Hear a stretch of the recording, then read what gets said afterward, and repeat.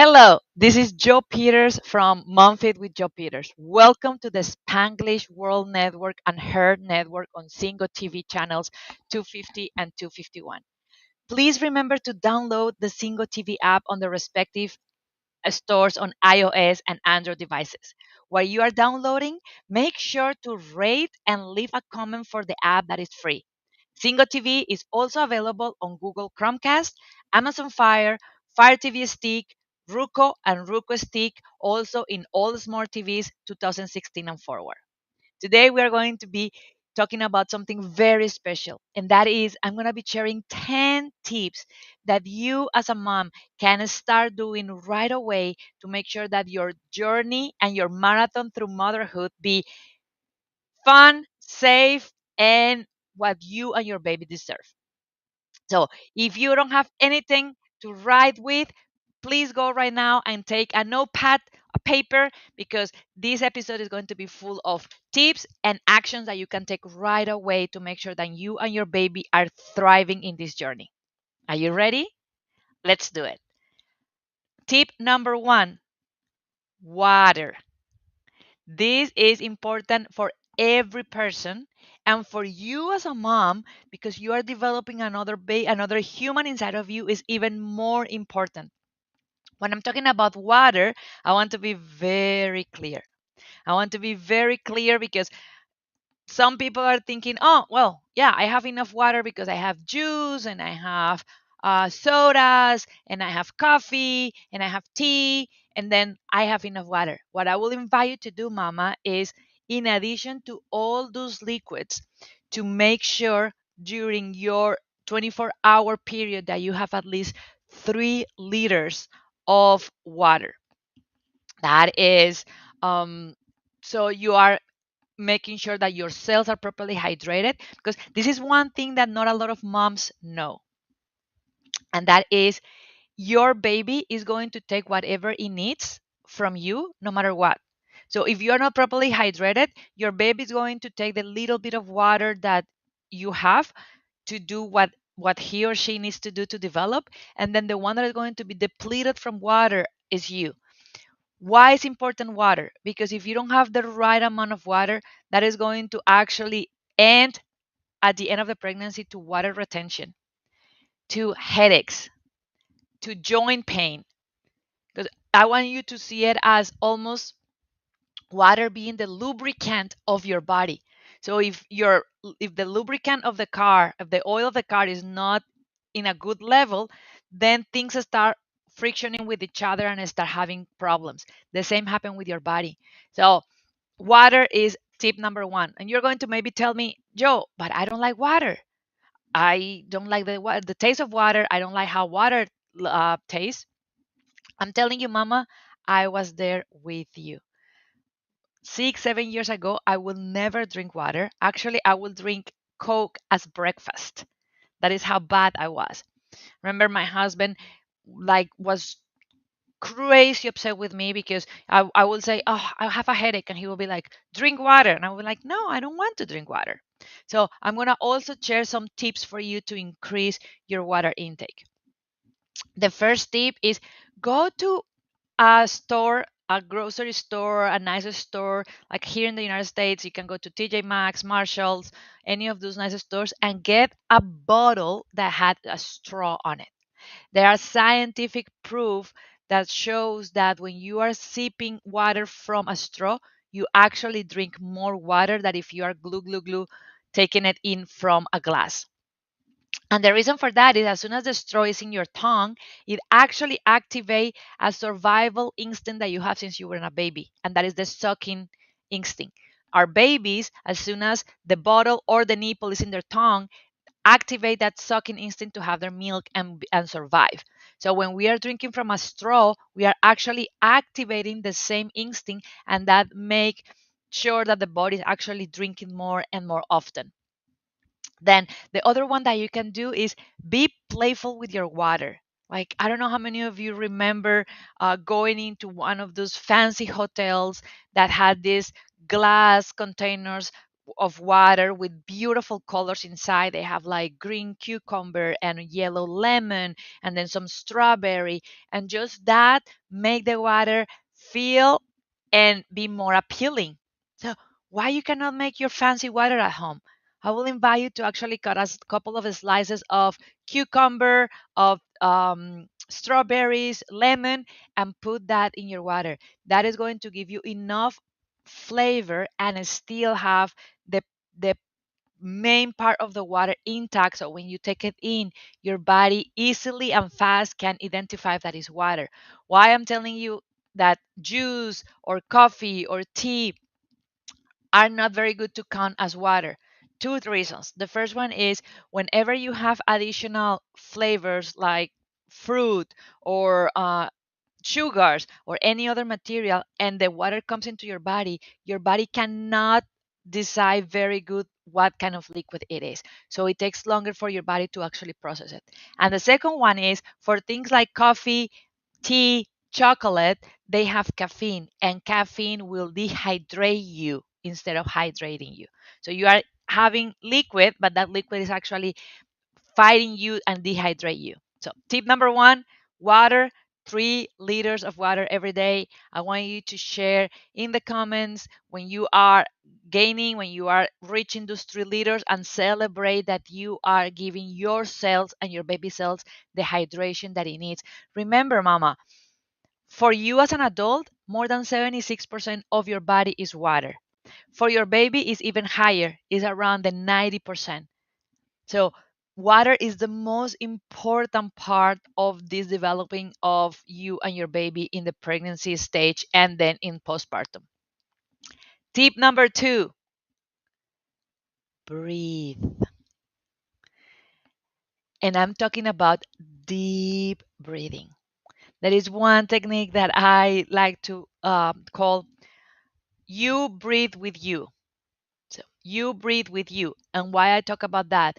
Talk about that because I want you to actually start practicing this you breathing. And this you breathing is a breathing that is designed to actually expand your lungs in the inhale, and then in the hold and the exhale, reduce the level of cortisol that you have in your body. So how it works is a U shape, and it's a U shape because one of the most common breathing techniques in the world is a box breathing from yoga.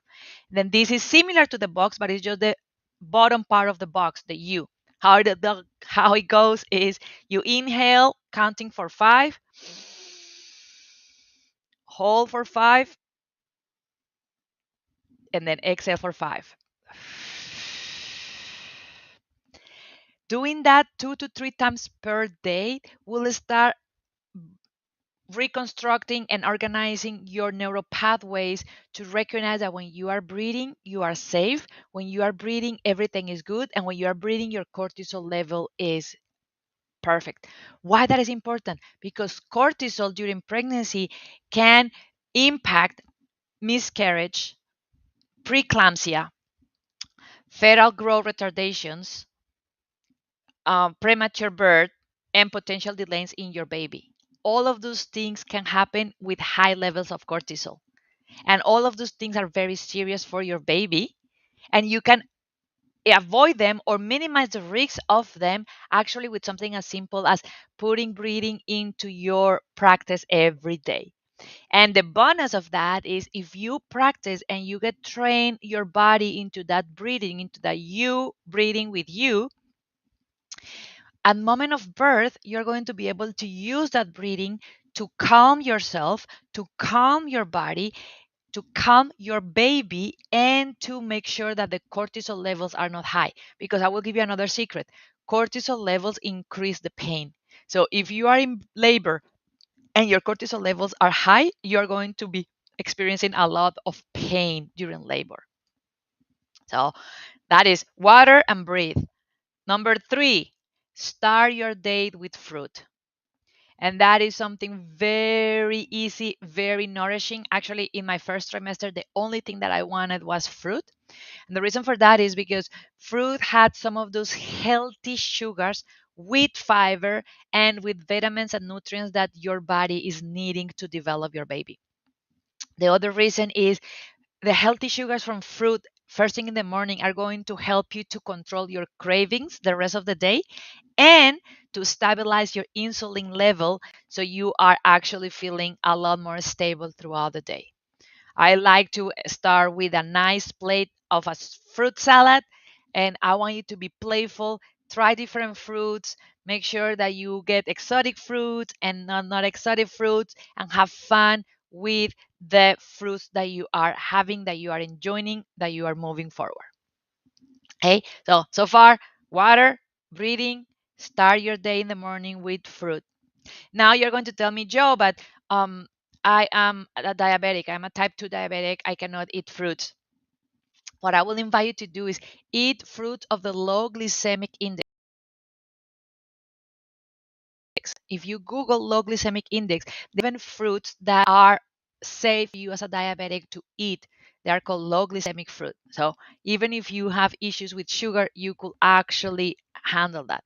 Now, if you have gestational diabetes, then that needs to be worked with your practitioner, with your medical doctor, and see how you can balance that during that period of time. Number four, reduce or eliminate during your pregnancy refined sugars. And this one is so big because refined sugars are in almost everything that is processed in the food industry. The reason for that is because refined sugars increase your appetite and then make you eat more. So because of that, the food industry is all the time trying to put refined sugars on everything that you buy so that you crave it more and that you eat more portions or bigger portions of that food. So that is why they are doing it. So if you are actually challenged with the weight that you are gaining, challenged with your weight, that is what's going to be one of the key things during your pregnancy. So your cravings are not out of the roof, and then you are not eating as much because of that refined sugar is in the back of your mind playing games with you. The other reason for refined sugar is studies recently are showing a correlation between refined sugar and depression and anxiety. And actually, almost 20% of the pregnant moms and the postpartum moms suffer a mood disorder, either postpartum depression or prenatal depression, anxiety, OCD. And I want you to actually think about 20% is one of every five women. So if you're pregnant and you have other four friends that are pregnant with you, that means that one of you is going to go into the dark places of depression and anxiety, either during pregnancy or in the fourth trimester. How you can reduce the risk of that and make sure that you are setting yourself for success? Take a vacation from refined sugar. I'm not telling you to not have it ever again. I'm telling you, if it's possible, take a vacation from it completely. If not, at least be conscious about it and reduce the amount of it. A bonus point on this point number four of refined sugars is that after week 20 of your gestation, your baby is tasting everything that you are tasting. So if your diet in the second and third trimester is very high in refined sugars, your baby is going to already create a predisposition, a preference for those kind of foods when even in the womb. So you are actually setting your baby to have that pattern with that relationship with sugar. So take a vacation or at least reduce the intake for refined sugars. How you do that? Read your ingredients. Read your ingredients and make sure that you are actually paying attention to the names that sugar had. Actually, they are, for some of you that don't know this, there are more than 77 names, different names of sugar. Why is that? Because the food industry start understanding and learning that more and more people are being aware that sugar is not that good for us. So people start looking for sugar in the products and stop buying products with sugar, and that was impacting the profits. So what happened was they start investing billions and billions of dollars every year to develop new names, to develop new products that do the same that sugar, that can be named and called a different way, so they can put it in the products, and then when you are reading, because you are not reading sugar, you think that you are not eating sugar, but you are actually having a product with hidden sugars. So, number five, move your body throughout the day. And this is important. And I don't care where you are in the journey. Either if you never move before, if you never work out before, if you never do exercise before, or if you are an athlete. Either way, I want you to actually make one of your priorities during pregnancy and the fourth trimester moving your body. And if you are on this level where that you are not moving at all and that is not something that you are used to it, start simple, mama. Don't get overwhelmed. Don't let things to be too much for you. One little action per day. It could be that if you live in a house that is two floors, you choose to actually go to the bathroom upstairs every time that you need to pee. If you are at work or in the office, start making sure that you park your car farther away in the parking lot. One of my favorites is choose to dance for at least 3 songs every day. If you want to do more, then you can add a fourth song or a fifth song. But something like, I know that there is another amazing TV show here for another mama that talks about Zumba. Zumba is one of my favorite exercises to actually dance and move and allow our body to actually get the energy from the movement. And then if you are an athlete and are already doing a constant workout, then I will invite you to actually take it one step further and spread a couple of those exercises throughout the day. Because for us as females, it's very important that we don't do all the exercise at one point. Like I woke up at 5 o'clock in the morning and I do 1 hour of CrossFit and that's it for the rest of the day. I will actually prefer that you do only 30 minutes of CrossFit in the morning and then the other 30 minutes you spread them throughout the day, middle of the morning, at lunchtime, middle of the afternoon, in the evening, because as more you keep moving, as more your body is going to actually keep working with the muscles that are moving and extending and changing. Because when you are pregnant and when you are in the fourth trimester, your body is actually completely changing. The organs are getting readjusted, the organs are getting reshuffled. So, movement is critical for your success as a mom, as a new mom, as a mom that is starting the journey of motherhood. Okay. Number six, have a clear why. And this is probably one of my favorite topics and one of the things that I go deep with my mamas. And the reason for that is we are bombarded and we are bombing everybody with the concept that motherhood is natural, that motherhood comes natural. And even when that is true with a condition. And that is true with a condition. And the condition is that hundreds of years ago, thousands of years ago, millennia ago, every mom, every new mom, every teenager female, every young female in every village had the blessing to have the elderly, wise woman around them, teaching them, sharing, and preparing them for being moms.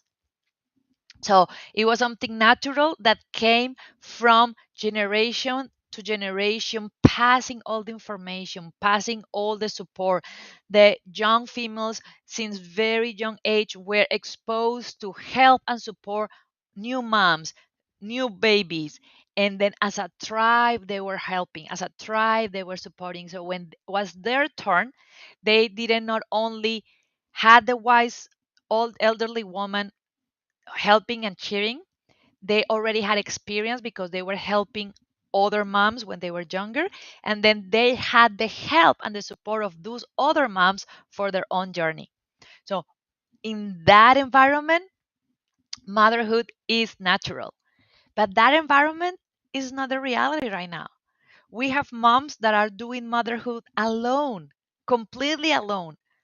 The luckiest ones are the ones that maybe had their mom or their sister in the same city that can have some help and support. But for the majority of us, we are actually doing this motherhood thing all by ourselves and trying to learn on the go and being confused and overwhelmed with so much information in the internet that is contradictory. We have so many bullies and so many critiques and so many right or wrong opinions about what we are doing, and what we are doing is going to be wrong, is going to hurt our baby, is going to hurt ourselves.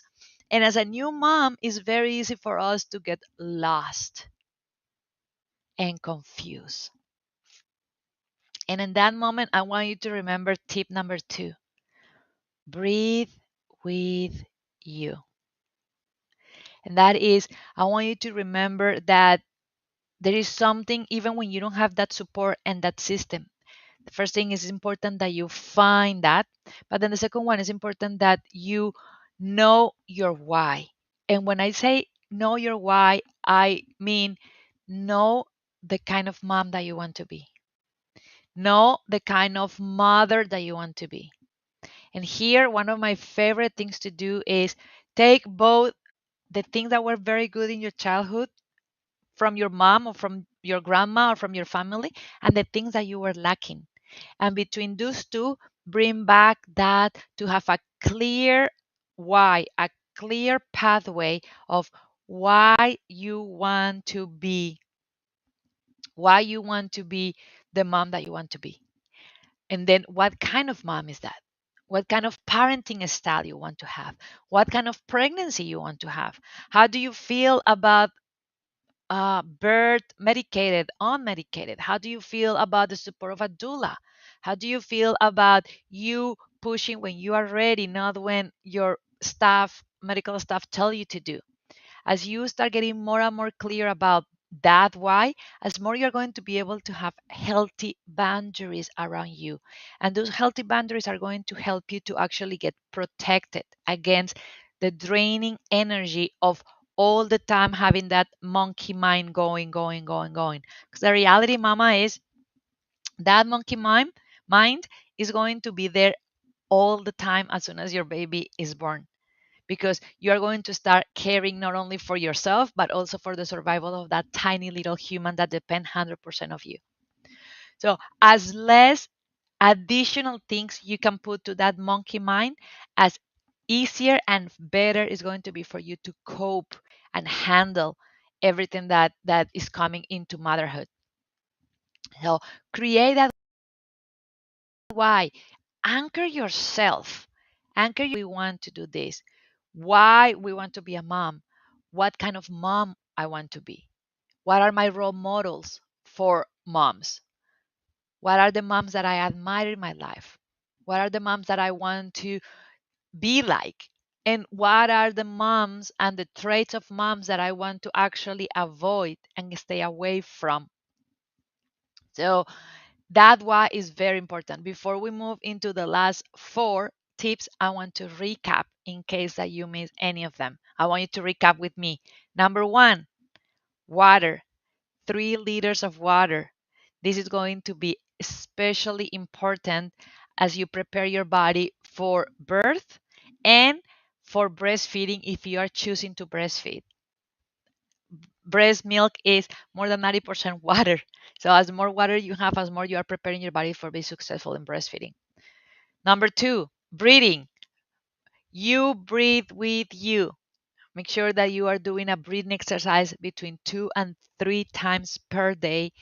And it doesn't matter if you are in the first trimester, in the second trimester, in the third trimester, in the fourth trimester. I will tell you something that I love, a phrase that I love that says, the best time to plant a tree was 20 years ago. The second best time to do it is right now. And that applies to breathing as well and to water. Actually, that applies to all the tips that I'm giving you today.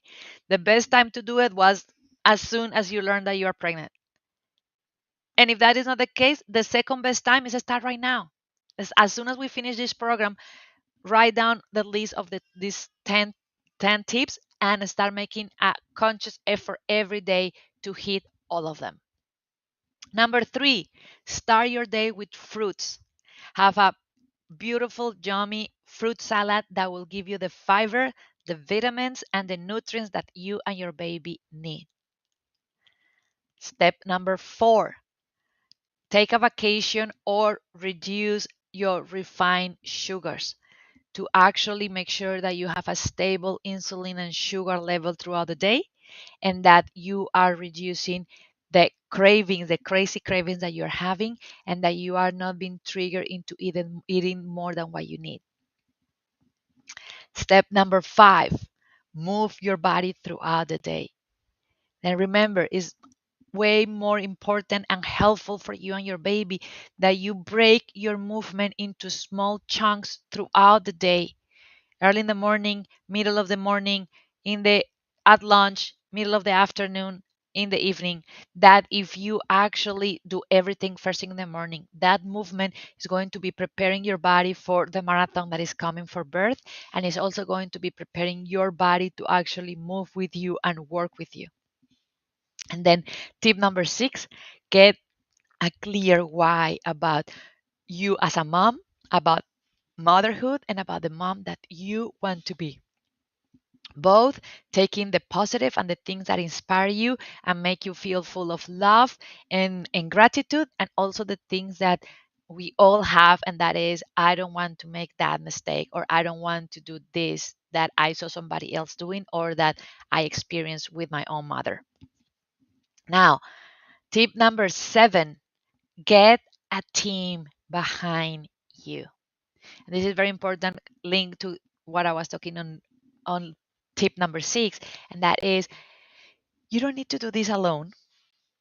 And then you are not a better mom for doing it alone. Actually, you are a better mom if you have a team around you to support you, because you are not designed to do this alone. So during pregnancy and postpartum, make sure that you see everybody around you as team members from your team. And when I'm talking about team members, I'm saying your midwife or your OGB, they are part of your team. Your doula is part of your team. Your pregnancy mama coach is part of your team. Your partner is part of your team. Your friends are part of your team. And in that way, if you uh, think about it like that, you are thinking in a holistic way where you and your baby are in the middle and you have this support system, this team around you, where their only job, their only place to be is supporting you and making you be successful and thrive. So get a team. Then number 8, this is very important, mama. Listen to me when I'm telling you this. Motherhood is a marathon.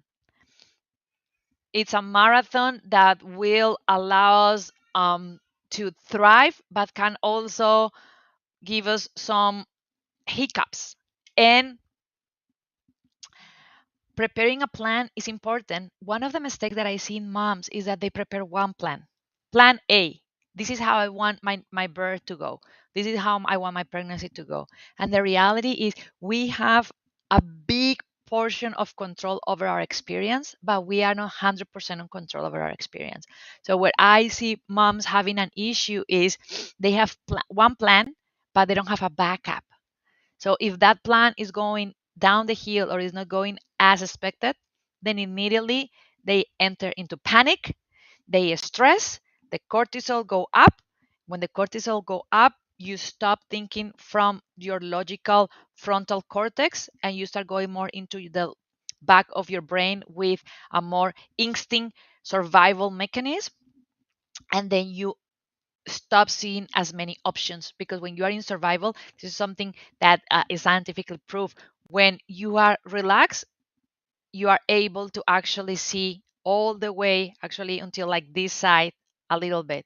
You have all that range of vision. When you are in danger and when your brain is flooded with cortisol, that actually move to be very narrow because you are concentrating on the danger.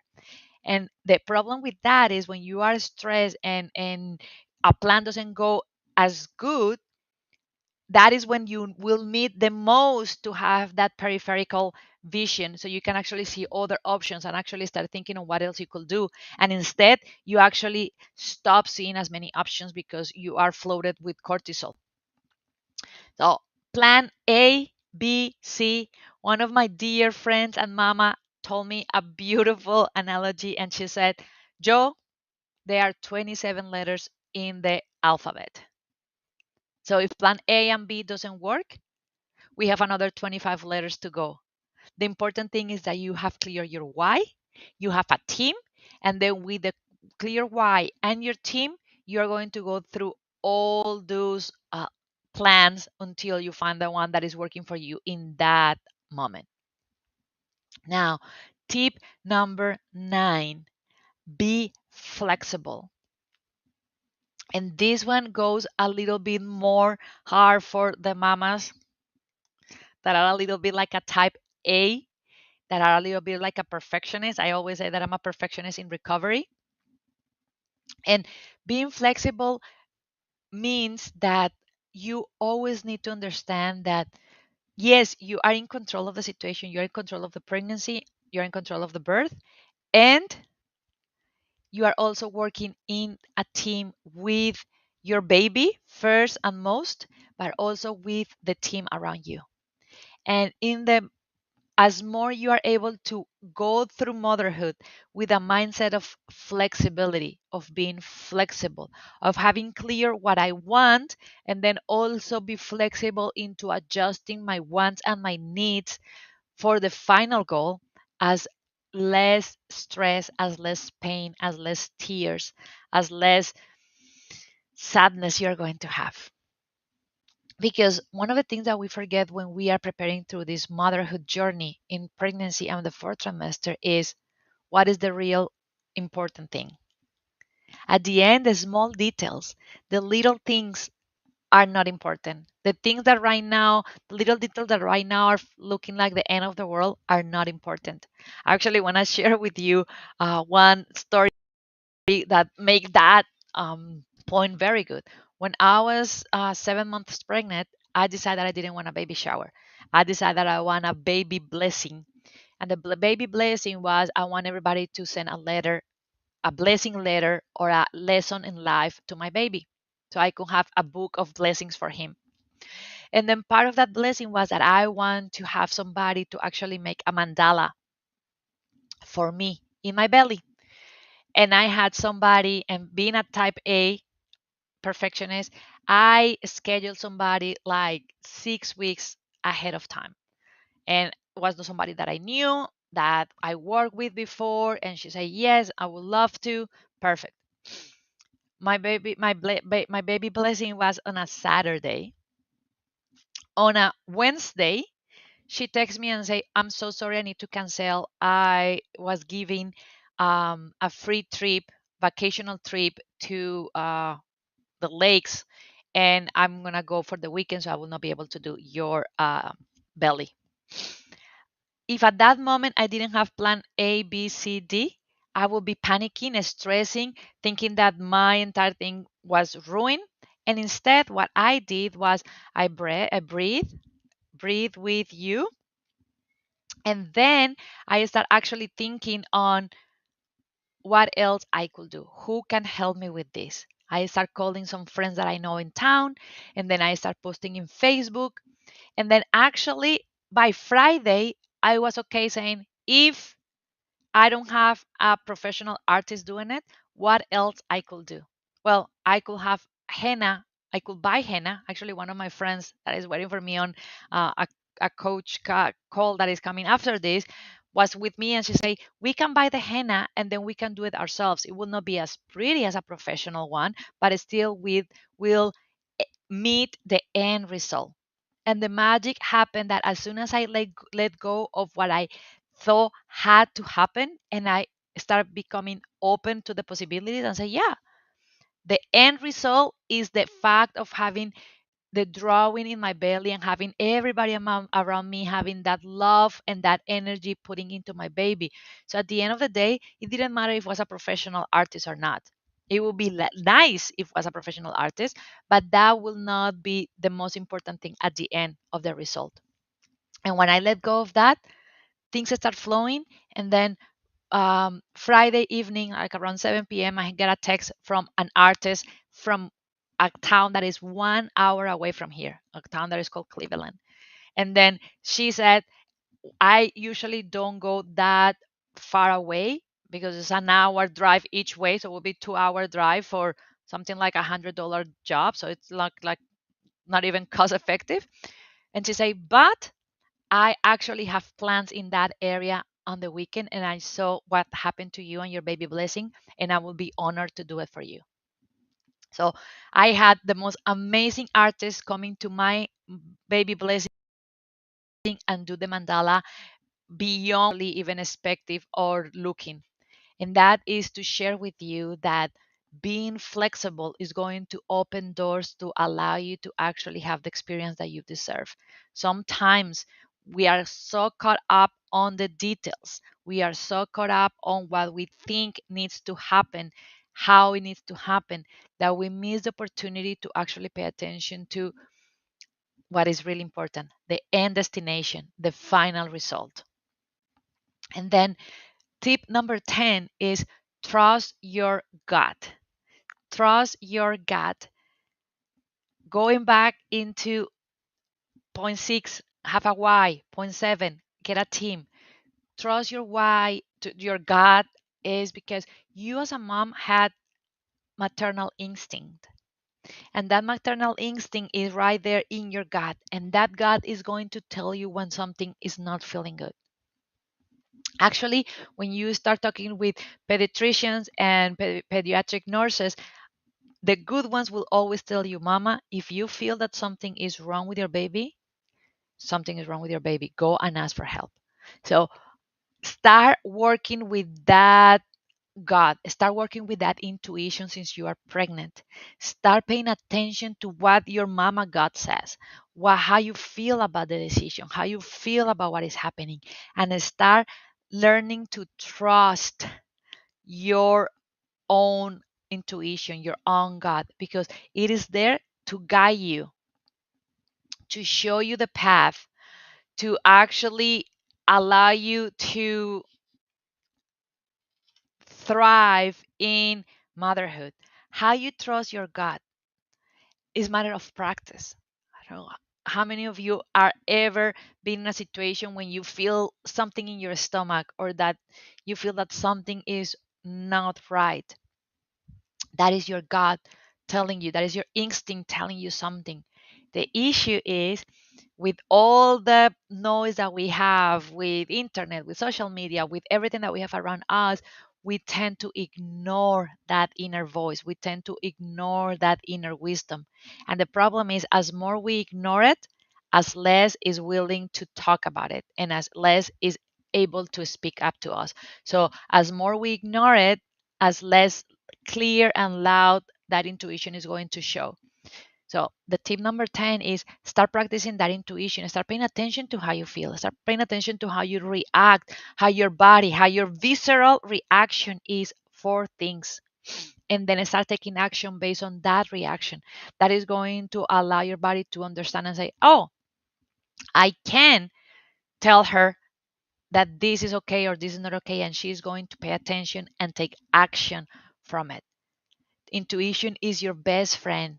And trusting your gut is going to be your best friend to have your and your baby interest, because this is something that I'm going to tell you, and it may sound rough, but I am the coach that you need to have, sometimes not the coach that you want to hear.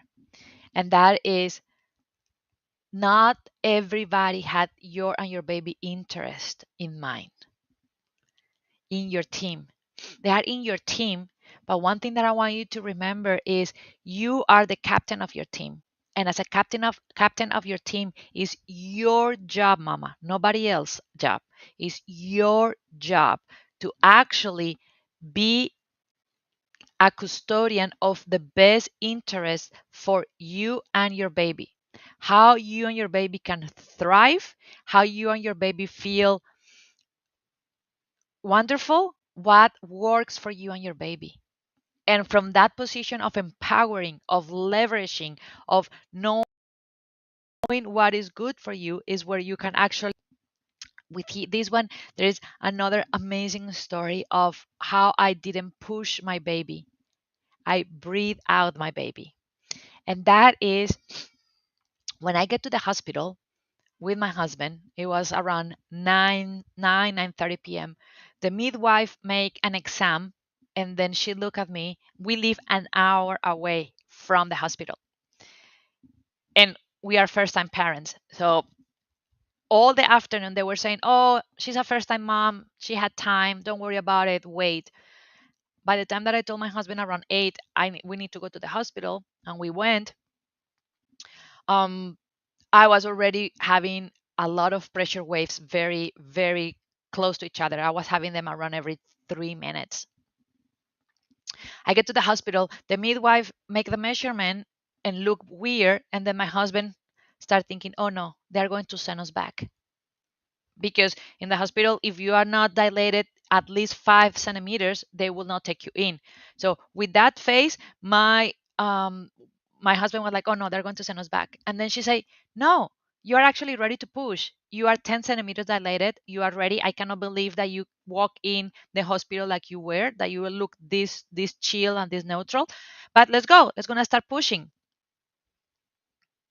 And something didn't feel right to me. I didn't want to push yet. I didn't feel comfortable. So I looked to my doula and my husband and said, like, I don't feel ready to push. I don't want to push. Can we wait? And then we talked with the midwife, and the midwife was very surprised. She was like, "You can. You totally can wait." I'm just surprised because I don't think that I ever had a mom that want to wait for pushing. Actually, when the moms go to this point, they are actually ready to push because they want this to be over. And I was like, "No, I don't feel that I'm ready. I don't feel that my body's ready to push. My body don't want to push yet." So we were moved to our holistic room. I get in my ball and keep moving with the contractions, with the pressure waves from 9:30 until almost 11:15. And at 11:15, I feel in the gut, I feel in that intuition that now I was ready to push. And I told them, I start pushing and I start saying that I was ready to start moving in a different way. And the beauty of that was that I only breathe out my baby. I only push for for 45 minutes. My that started around 11:15, 11:20, and my baby was born at 12:15 a.m. with the blessing that I never tear. That is one of the things that I was working my entire pregnancy to do. I didn't want to tear while my baby was being born. And I truly believe that that is because I listen to my intuition. I listen to my gut. I listen to what my gut was saying about my body not being ready to push. Even when the doctor, even when the midwife was telling me that medically I was ready, and even when they were telling me, let's go, let's gonna start pushing, I remembered that I was in charge to look for and make respect what feels better and good for me and my baby. And I was able to speak up and say, I don't want to push. Can we wait? So, trusting your intuition. And I know that that is not something that is going to come overnight, something that you need to start developing. Is something that you need to start paying attention to, something that you need to start paying attention on how you feel when you are in that position, how you feel with that reaction. Okay, so to recap, before we close this episode, we were talking about 10 tips that you can actually implement right now, today, to make sure that your journey motherhood is one that is positive, happy, and the one that you and your baby deserve. So I was gonna go through them really quickly at the end so you can make sure that you have them all in your list and you can start doing them right now. First one, water, at least 3 liters of water. Second one, breathing, deep breathing. Breathe in a U pattern at least 3, 4 times per day. Third one, start your day with fresh fruit in the morning, a bowl of a fruit salad. And my additional tip at the end of the challenge here is add a little bit of coconut milk. It will make it a beautiful, delicious, almost like a dessert fruit salad. Number four, reduce your refined sugars. That will improve your cravings, will improve the stability of your sugar and your insulin, and will make sure that you are not eating more than what you need because you are more hungry because of the refined sugars. Number five, move your body throughout the day.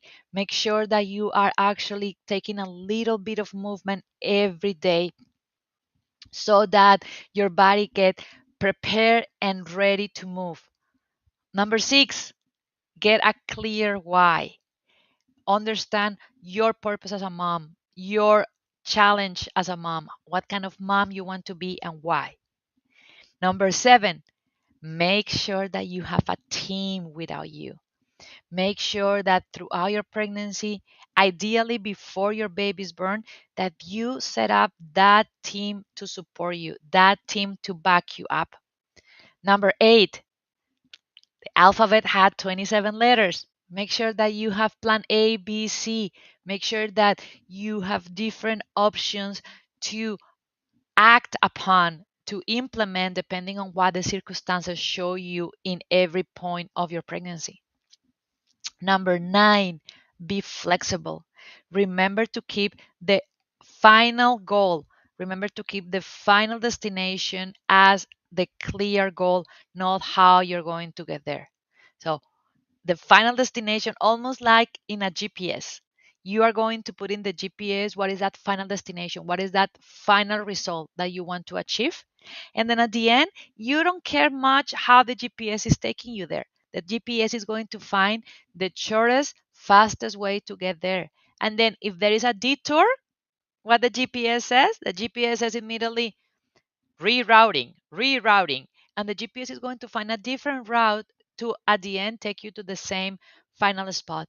So trust that the final destination, the final result is what matters, not the little details around it.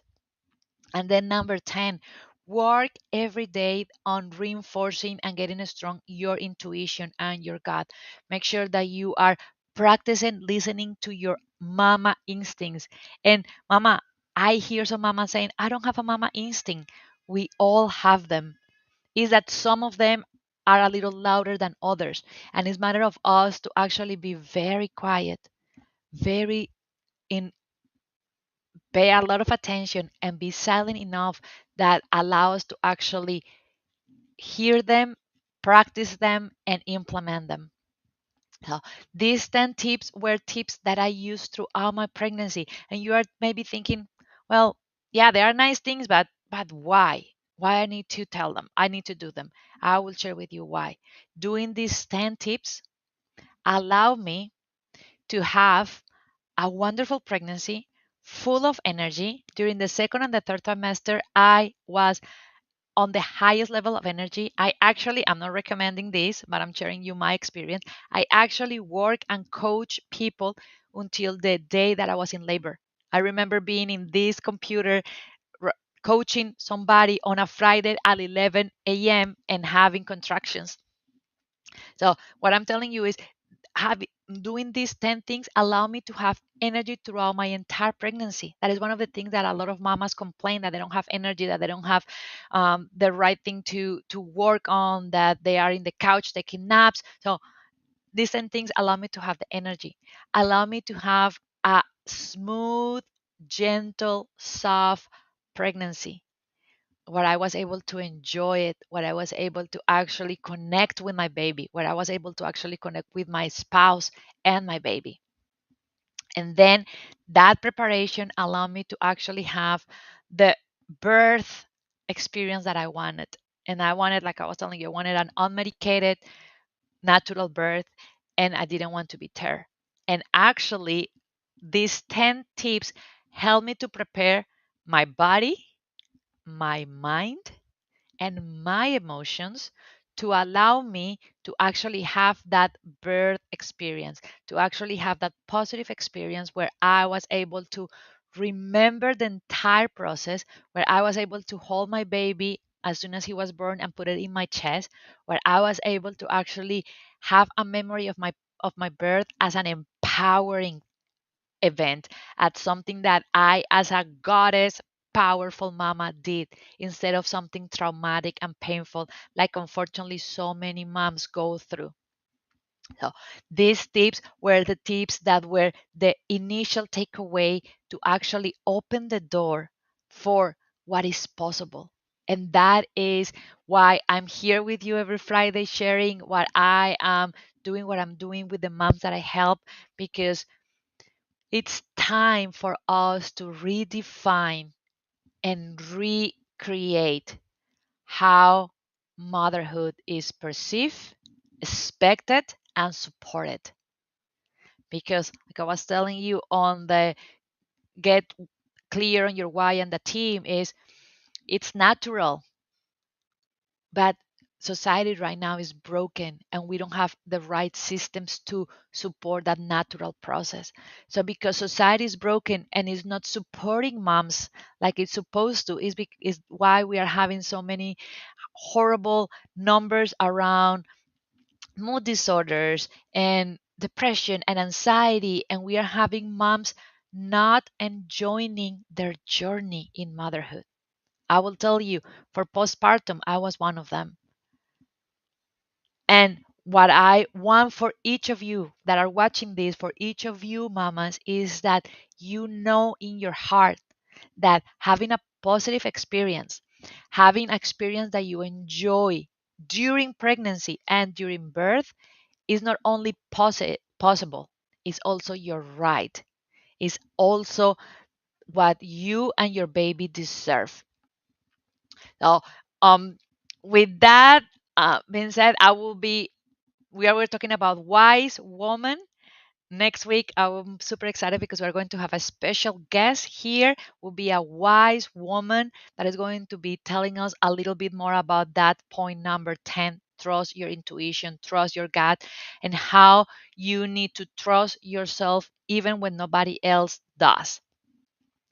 And that is going to start moving into a series that we are going to have week after week of helping you with wisdom, with knowledge, with support to actually feel secure and feel confident and feel momfident. That is one word that I love to say.